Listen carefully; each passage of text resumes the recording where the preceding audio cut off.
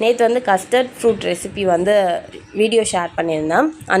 அந்த ரெசிபி வந்து டேஸ்ட் பண்ணும்போது கொஞ்சம் லைட்டாக குல்ஃபி டேஸ்ட் இருந்த மாதிரி இருந்தது. சரி நம்ம ஏன் வந்து அந்த கஸ்டர்ட் மில்கில் வந்து நம்ம குல்ஃபி ட்ரை பண்ணக்கூடாது அப்படின்றதுக்காக நான் இன்றைக்கி வந்து அதோட ரெசிபி தான் வந்து இன்றைக்கி ஷேர் பண்ண போகிறேன்.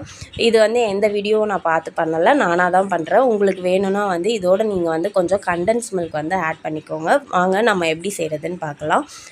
ஃபஸ்ட்டு ஒரு பேனில் வந்து பால் விட்டுட்டு அந்த பாலை வந்து நல்லா காய்ச்சிட்டே இருக்கணும்.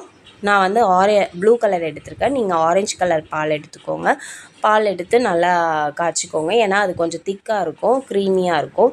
இது ரொம்ப தண்ணியாக இருக்கிறதுனால இது கொஞ்சம் டைம் எடுத்தது. அதோடு நம்ம 1 ஸ்பூன் வந்து ஃபுல்லாகவே வந்து 1 ஸ்பூன் ஃபுல் வந்து கஸ்டர்ட் பவுடர் வந்து எடுத்துகிட்டு அதோட 1/4 டம்ளர் வந்து காய்ச்சின பால் வந்து ஆட் பண்ணி நல்லா வந்து கட்டி இல்லாமல் நல்லா கலக்கி வச்சுக்கோங்க. கலக்கி வச்ச அப்புறம் இந்த பாலோட நம்ம வந்து 1/2 லிட்டர் பாலுக்கு நான் 4 to 5 டேபிள் ஸ்பூன் வந்து சுகர் வந்து ஆட் பண்ணுறேன். உங்களுக்கு வேணும்னா சுகர் எக்ஸ்ட்ரா வேணும்னா வந்து சுகர் எக்ஸ்ட்ரா கூட நீங்கள் சேர்த்துக்கோங்க. இப்போ எடுத்து வச்சுருக்கதான இந்த சுகரை வந்து அந்த பாலோட மிக்ஸ் பண்ணி இன்னும் நல்லா கலக்கிட்டே இருக்கணும்.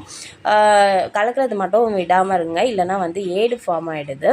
அது வந்து ஏடு ஃபார்ம் ஆகாமல் இருக்கிறதுக்கு நம்ம கலக்கிட்டே இருக்கணும். இப்போ வந்து நம்ம மிக்ஸ் பண்ணி வச்சுருந்த இந்த கஸ்டர்ட் பவுடரையும் பாலோடு சேர்த்துட்டு கொஞ்சம் நேரம் கலக்கிட்டு இருக்கும்போது வந்து பால் வந்து கொஞ்சம் திக்னஸ் ஆகும்.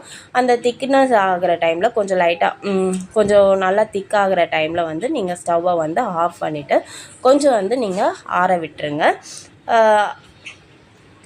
ஆற வச்ச இந்த பாலை வந்து நான் என்ன பண்ண போகிறேன்னா ஒரு டம்ளரில் ஊற்றி அது கூட வந்து ஒரு கொஞ்சம் நட்ஸ் நான் நிறைய சேர்த்துக்கிட்டேன். நட்ஸ் சேர்த்துட்டு இந்த டம்ளரில் ஊற்றி எடுத்துக்கிட்டேன். அதோட ஸ்டிக்கு என்கிட்ட இல்லை, ஜெரேமில் விளாட்ற ஒரு இது இருந்தது, அதை கட் பண்ணி உள்ளே போட்டு வச்சுருக்கேன். இதை வந்து ஃப்ரிட்ஜில் ஃப்ரீஸ் பண்ணி நான் வெளியே எடுக்கும்போது சூப்பரான குல்ஃபி வந்து ரெடி ஆகிடுச்சு. இது உண்மையாகவே டேஸ்ட் வந்து குல்ஃபி மாதிரி தான் இருந்தது.